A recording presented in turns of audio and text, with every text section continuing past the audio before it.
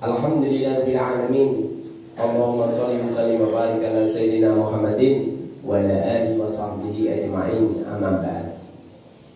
Teman-teman semua yang dimuliakan oleh Allah Subhanahu wa taala,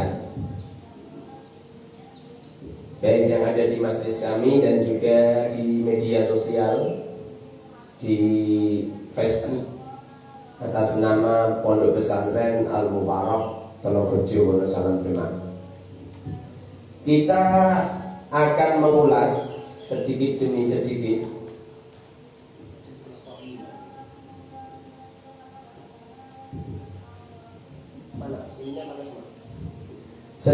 sedikit metode cara cepat untuk memahami nahwu, shorof, lughut.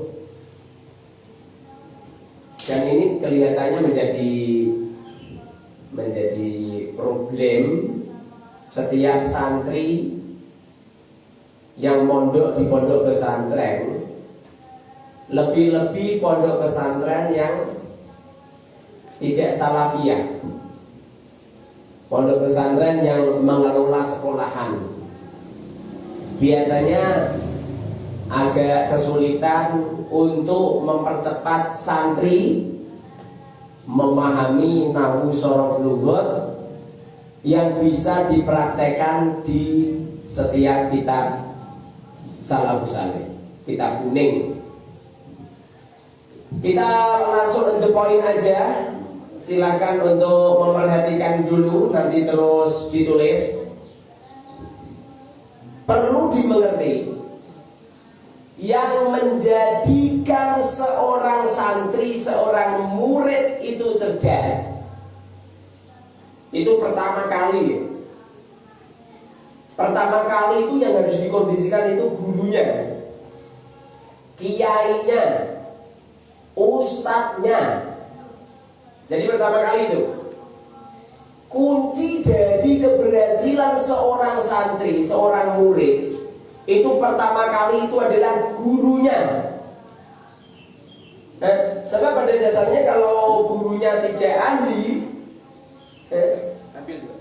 kalau gurunya itu tidak ahli, tentu tidak akan bisa menghasilkan keilmuan yang bagus.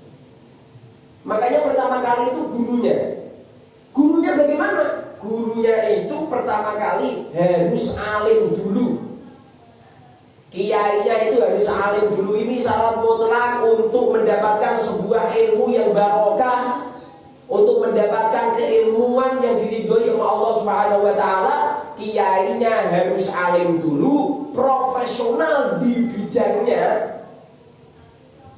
Setidaknya ilmunya itu sudah subur, ilmunya itu sudah menetap di dalam hati, bukan ilmunya yang masih ada di kitab, masih ada di perpustakaan, masih ada di lembaran-lembaran kertas. Tidak, ilmunya sudah subur, ilmunya sudah menetap di dalam hati, menjadi berbentuk hafalan. Selain kiainya itu atau ustadznya itu ahli atau alim, setidaknya kiainya itu atau ustadznya itu pandai menyampaikan ilmu kepada santri, harus pandai mentransferkan ilmu kepada murid. Sebab kadang-kadang ada orang alim, kalau bahas ilmu itu dalam banget, tapi beliau tidak mampu mentarbiyahkan murid, tidak mampu memandikan murid, gara-gara keterangannya kurang memahamkan, keterangannya sulit dipahami murid. Jadi yang pertama alim, nomor dua harus profesional mentransfer ilmu, nomor tiga kiainya harus berakhlak mulia. Nomor tiga, kiainya harus punya akhlak yang mulia. Di waktu menyampaikan ilmu tidak boleh membisniskan ilmu. Di waktu menyampaikan ilmu, seorang kiai harus memuliakan santri. Di waktu memuliakan ilmu, seorang kiai harus terus-menerus istiqomah menyampaikan ilmu dengan ikhlas, terus-menerus mendidik santri, terus-menerus meneliti keilmuan santri, terus menerus meneliti setoran santri, mentekror santri, meneliti praktek santri di kitab-kitab kuning. Itu yang pertama. Yang nomor dua yang harus dibutuhkan adalah seorang santri yang sungguh-sungguh. Sebab kalau santrinya itu tidak sungguh-sungguh, maka sulit akan mendapatkan keberhasilan. Jadi santrinya ini harus sungguh-sungguh. Santrinya selain sungguh-sungguh, santrinya harus berakhlak mulia. Kalau ada santri akhlaknya jelek, di waktu kajian, waktunya ngaji mereka tidak hadir di majelis, seumpamanya dia hadir, dia tidak begitu hormat, tidak begitu memuliakan. Di waktu diterangkan malah pikirannya berjam ke sana kemari. Apalagi kalau santrinya itu hadir di majelisnya kiai bukan dalam rangka untuk mengosongkan hatinya dari ilmu yang dimiliki, malah sudah penuh dengan ilmu, tidak mau mengosongkan hatinya dari ilmu yang dimiliki, maka sulitlah ilmu itu masuk ke dalam organ tubuhnya.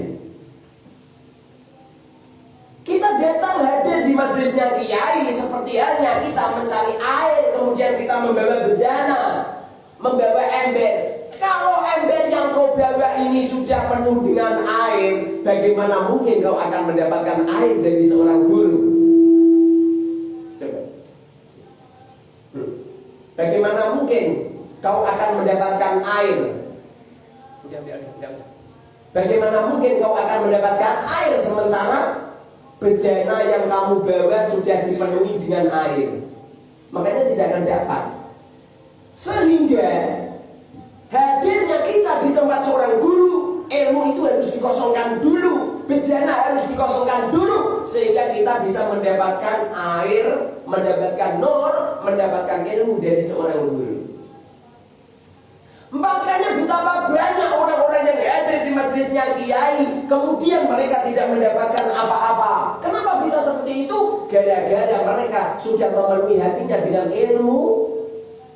Mereka bukan mengambil ilmunya dari seorang kiai, tapi justru mereka merespon, meneliti, mengadu domba antara kiai satu dan kiai yang lain, membandingkan video kiai satu dan kiai yang lain, kontroversi dengan kiai.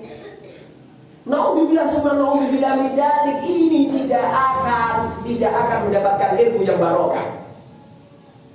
Dan yang nomor tiga adalah sistem, metode.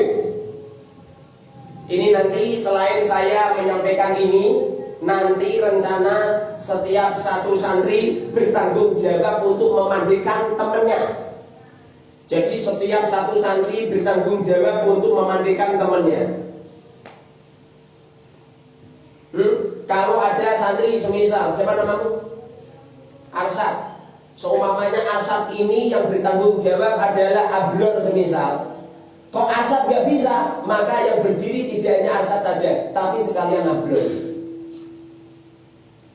Apabila saya nyuruh Naufal semisal, Naufal untuk maju, yang bertanggung jawab Naufal itu adalah Zidan semisal.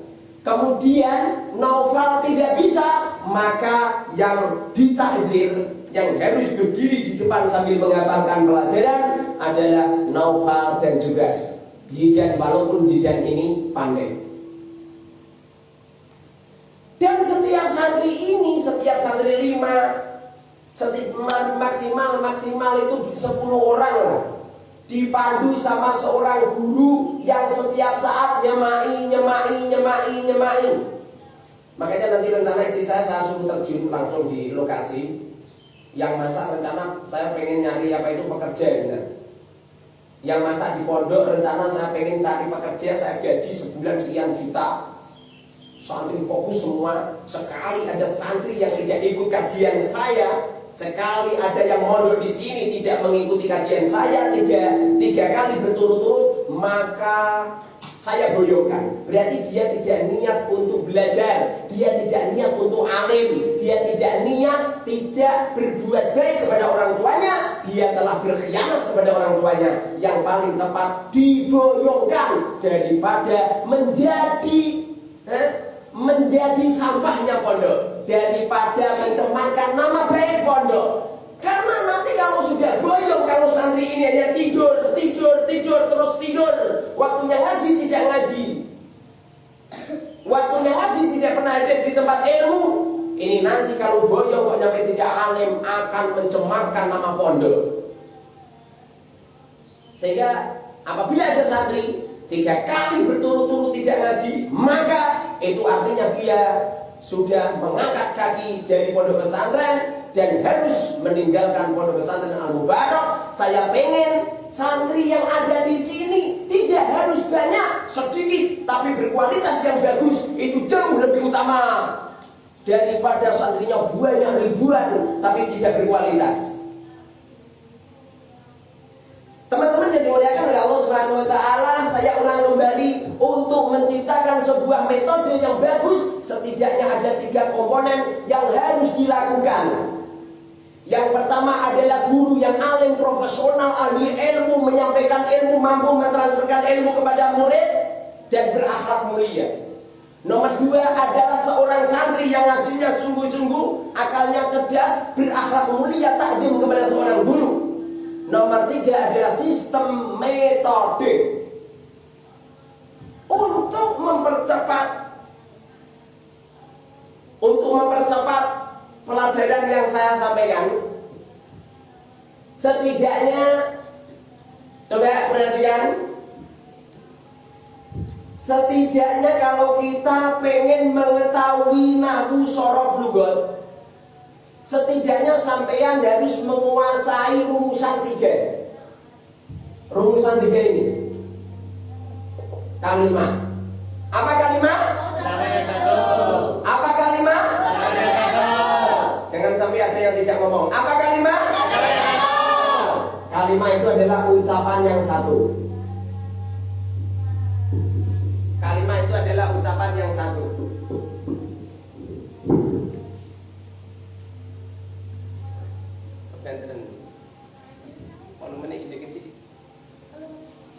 Kalimat adalah ucapan yang satu.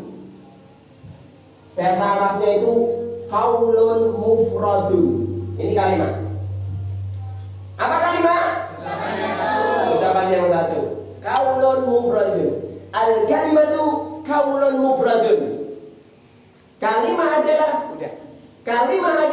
ucapan yang satu. Kita membuat ucapan, saya makan roti dengan garpu, ini namanya ucapan. Jadi saya membuat contoh semisal, saya makan. Coba diganti mic-nya, mic-nya diganti itu.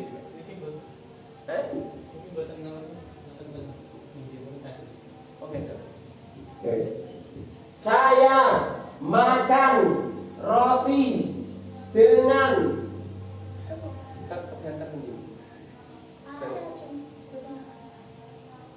itu anunya diaduk kayak ngetan dengan garpu. Semisal saya makan roti dengan garpu. Saya makan roti dengan garpu.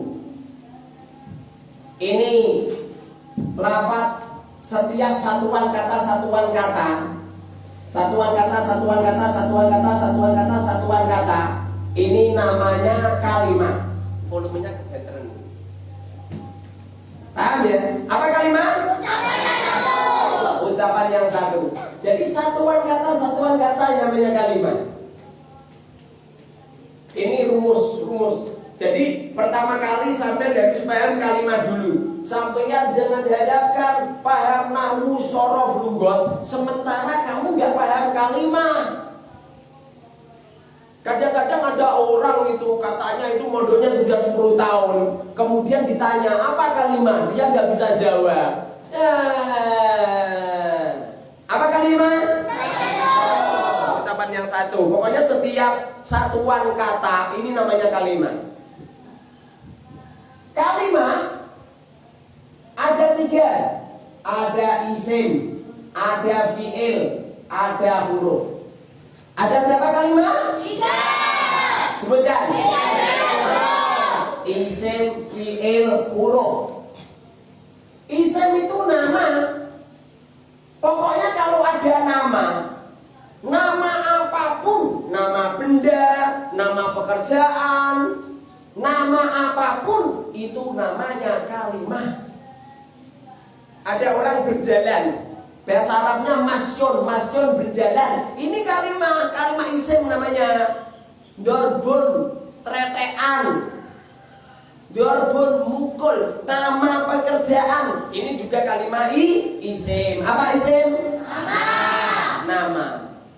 Kalimat yang menunjukkan nama itu namanya kalimat isim. Ada kalanya fi'il. Fi'il itu pekerjaan. Fi'il itu pekerjaan. Pekerjaan ini adalah sebuah pergerakan yang membutuhkan waktu. Ada waktunya. Mungkin dia kerja saat ini, mungkin kerja kemarin, mungkin kerjanya yang akan datang. Ini beda dengan nama. Kalau nama itu toh, ada orang namanya Muharrar. Saat ini ya Muharrar, kemarin ya Muharrar, DKI ya Muharrar, sesuk ya Muharrar, kapan-kapan Muharrar, tumbuh Muharrar, mati ya Muharrar. Ini namanya apa? Isim, nama. Ini beda dengan fi'il. Fi'il pekerjaan. Berjalan. Sekali dia berhenti, ya tidak berjalan. Sekali dia duduk, ya tidak berjalan. Sekali dia tidur, ya tidak berjalan. Makanya fi'il itu membutuhkan waktu. Mungkin waktu sekarang, mungkin waktu yang akan datang. Mungkin waktu kemarin. Paham ya? Apa fi'il? Apa isim? Pinter. Jadi sampai udah menguasai. Hampir selesai ini, hampir selesai. Rumusnya sedikit. Yang nomor 3 adalah huruf. Huruf itu tidak nama, tidak pekerjaan.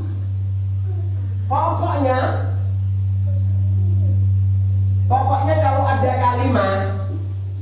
kalau ada kalimat tidak nama, tidak pekerjaan, namanya kalimat huruf. Contoh ya, saya itu tidak nama orang yang ngomong. Percaya enggak? Saya berarti orang yang ngomong. Kamu berarti yang diomongi. Dia berarti ngomongnya gak ono. Itu namanya kalimat isim. Saya kalimat isim. Makan itu ada waktunya loh. Mungkin sekarang, mungkin kemarin, mungkin akan datang. Nggak mungkin mau mangan terus turu, yo mangan, melek, yo mangan, telinggih, yo mangan, laku, yo mangan, tinggi mangan, mati kok mbek mangan loh. Menurut salah. Makan itu ada waktunya. Makanya kalimat fi'il itu kalimat yang membutuhkan waktu. Ada waktunya. Bahasa Indonesianya kalimat fi'il itu adalah pekerjaan.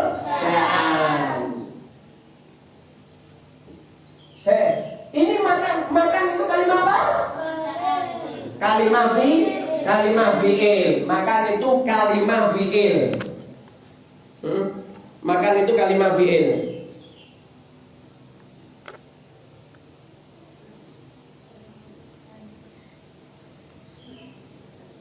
Makan itu adalah kalimat fi'il. Jadi ini fi'il. Kalimat fi'il. Nomor 3 adalah roti. Saya makan roti. Roti kalimat apa? Isim. Sampai dulu roti. Saya yo roti, DKI yo roti, sesuk yo roti, dipangan pekan peteng yo roti, ditokno yo roti. digawe ya roti. Pokoknya selamanya roti terus itu namanya kalimat isim. Nama berarti isim. Garpu, garpu kalimat apa? Isim. Kenapa dikatakan isim? Nama. Saiki yo garpu, engko yo garpu, sesuk yo garpu, modele meja yo garpu, modele ning anu yo garpu. Ini beda loh sama makan loh. Makan nanti mau sarapan. Kalau sekarang sudah tidak makan lagi. Makanya garpu ini namanya kalimat isim. Garpu ini namanya kalimat isim. Dengan saya makan roti dengan garpu. Dengan, coba saya makan roti dengan garpu. Jadi roti ini tak tuncapke ning gone garpu. Cerut. Coba dengan gadangnya mana coba? Iki Ustaz iki tangan. Iki Ustaz iki garpu. Lah iki sing kok kene iki roti.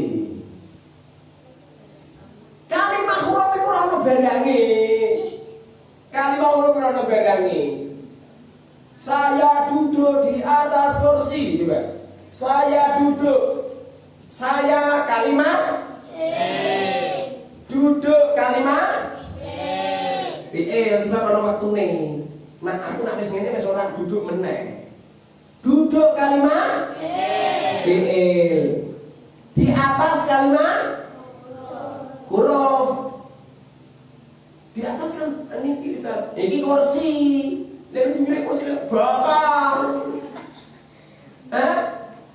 Di atas itu nggak ada barangnya. Makanya kalimat huruf itu adalah tidak nama, tidak pekerjaan. Paham ya? Saya kalimat sebab nama. Makan kalimat sebab pekerjaan. Roti kalimat sebab nama. Dengan kalimat huruf sebab tidak pekerjaan. Pinter. Garpu kalimat sebab nama. Paham sampai di sini? Paham deh, Ilyas? Paham? Ilyas Yunus. Namanya Nabi. Ya apa namanya? Kalau sudah menguasai ini, jadi kalau sudah menguasai ini, kemudian apa itu kita merancang rumusan ini. Coba kalimat isim ada apa? Mu'rab mabni. Mu'rab dan mabni.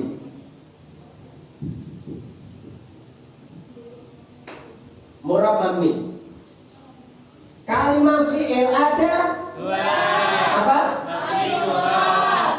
Mabni mu'rab.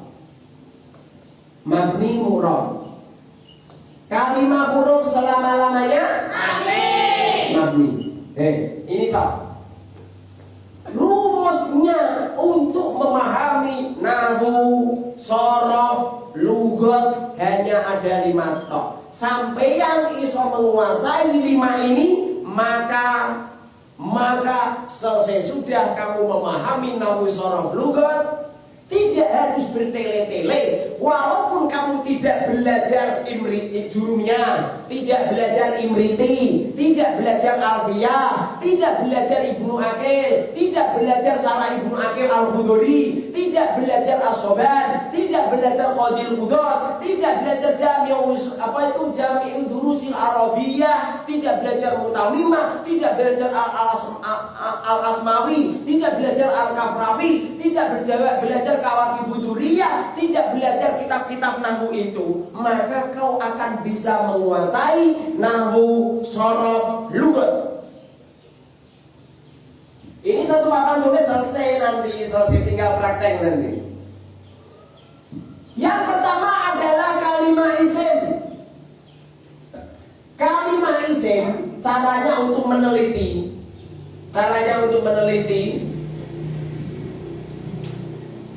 untuk mendeteksi. Pertama kali, kalau ada lafaz, sambil teliti. Ini itu kalimat apa? Lafaz itu kalimat apa? Jadi semisal ada lafaz apa gitu. Semisal ya. Jadi cara untuk menelitinya, pertama kali sampai melihat lafaznya dulu. Semisal ya, ismun semisal. Bismillahirrahmanirrahim. Ismun kalimah isim.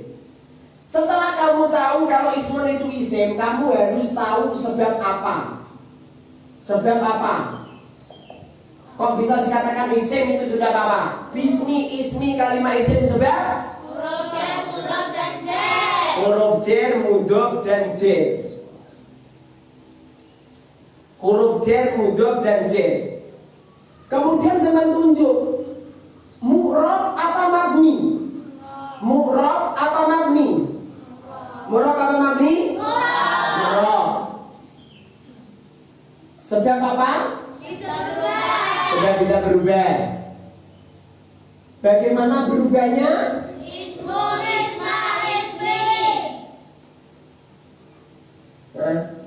I'rabnya apa?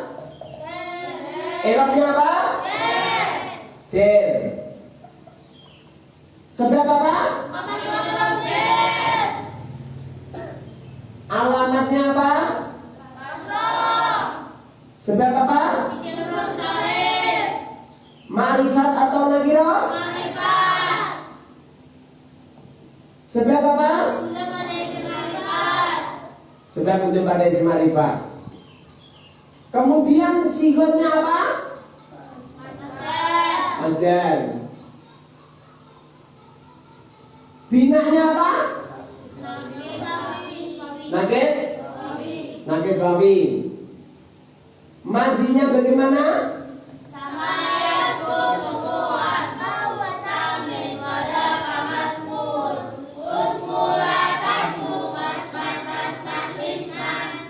Iklalnya bagaimana?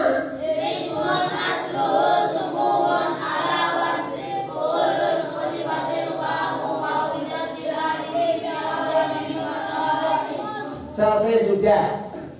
Rumusnya isim mu'rab cuman ini saja. Sampeyan bisa mendeteksi semacam ini, maka sampeyan sudah menguasai nahwu, shorof, lugat. Kalau udah baca begitu kan? Yang terakhir maknanya. Makna. Ismun maknanya apa? Uluwun. Ismun itu artinya itu keagungan. Bismillahi dengan keagungan Allah gitu. Ismun itu artinya keagungan, uluwun bukan nama. Dengan menyebut nama Allah salah. Ismun itu uluwun bukan wasmun. Sekarang rumus untuk isim mabni. Isim mabni pertama kali ya, seumpamanya ada lafaz. Seumpamanya ada lafaz apa? Seumpama ada lafaz apa itu wahijul baiti lan haji baitullah man sapa wong gitu. Atau wabihi lan kelawan Allah, hak ya. Wabihi lan kelawan Allah nasta'inu amre pitulung sapa ingsun. Hak kalimat apa ya? Isim domir. Mabni apa murab? Mabni. Sebab apa? Tidak bisa berubah. Mabni apa? Kasroh. Makal apa? Makal jar. Sebab memasukkan huruf jar. Makrifat atau nakirah? Sebab waqi' mufrad mudzakkar dhaif. Cuma ini udah selesai. Ini sudah sampean sudah menguasai kalimah isim. Semua kalimah isim yang ada di Al-Quran, yang ada di semua kitab, cuman itu saja. Kalau sampai tidak menguasai ini, beres pokoknya. Saya sudah bahas tentang kalimah isim. Sekarang bahas tentang kalimah fi'il. Apa fi'il? Pekerjaan. Ada berapa kalimah fi'il? 2. Sebutkan. Madi, mu'rab. Yang mabni ada berapa? 2. Apa coba? Madi, aman. Madi, aman. Fi'il madi mabni? Fi'il amar mabni? Sukun. Gampang. Cara untuk menelitinya yaitu pertama kali seumpamanya ada lafaz ya. Ada lafaz contohnya seperti sona misal coba. Sona jogo Allahu sapa Allah. Sona jogo. Sona kalimah. Sona kalimah fi'il madi. Sebab mabni apa murad? Sebab tidak bisa berubah. Mabni apa?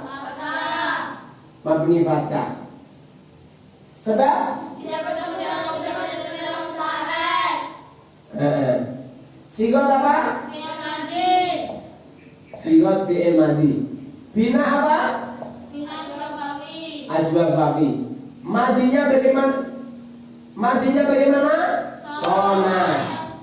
Bagaimana kiasnya? Sona yasunu saunan sonan bahwa soinun wadaka masurun sunana sun masolun masolun miswanun. Ini tadi kurang kias. Madi terus kias. Setelah kias baru iklal. Setelah iklal baru makna. Kemudian iklalnya sona asluhu sawana.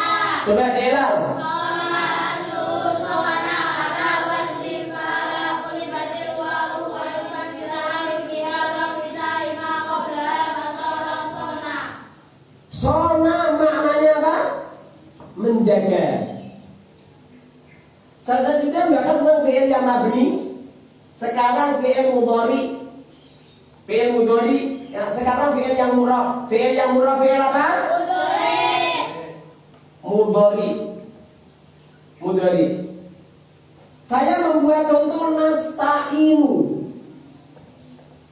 Nasta'inu. Kita tunjuk coba. Nasta'inu kalimah fi'il mudhari. Sebab murab apa mabni? Murab. Sebab berubahnya i'rabnya sebab alamatnya sebab sigat bina bina ajwab ajwab wawi. Madinya istana yastailu isti'anatan wa musta'anan wa musta'inun pada musta'anun ista'in ma nasta'in musta'anun musta'anun. Nasta'inu eranya nasta'inu asluhu nasta'inu ala wajni nastafilu bila tarakatul wawi ama qabla itu bila ta'amul rahmati wa quwwatihi ayya basara nasta'inu summa qulbatil wawu ya al-ismuriya wa kisana qala basara nasta'inu.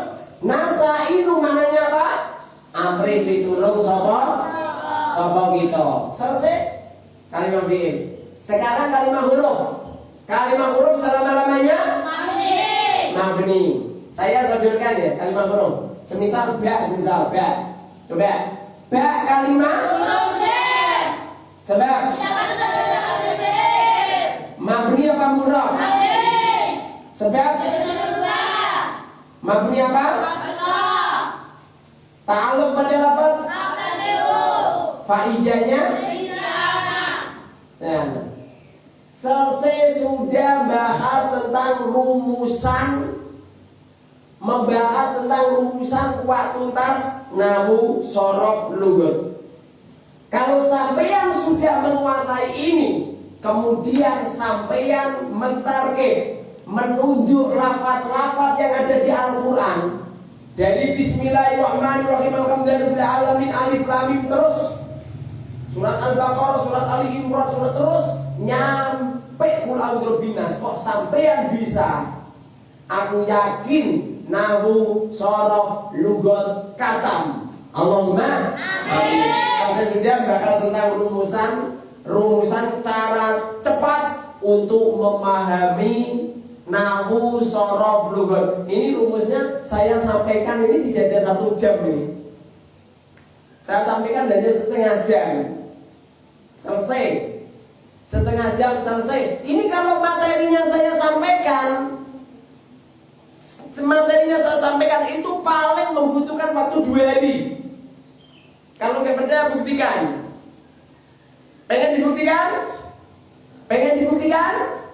Pengen dibuktikan? Kalau materinya ini cuma 2 hari, pengen dibuktikan? Pengen. Insya Allah saya lanjutkan besok. Wallahu a'lam bishawab. Wassalamualaikum warahmatullahi wabarakatuh.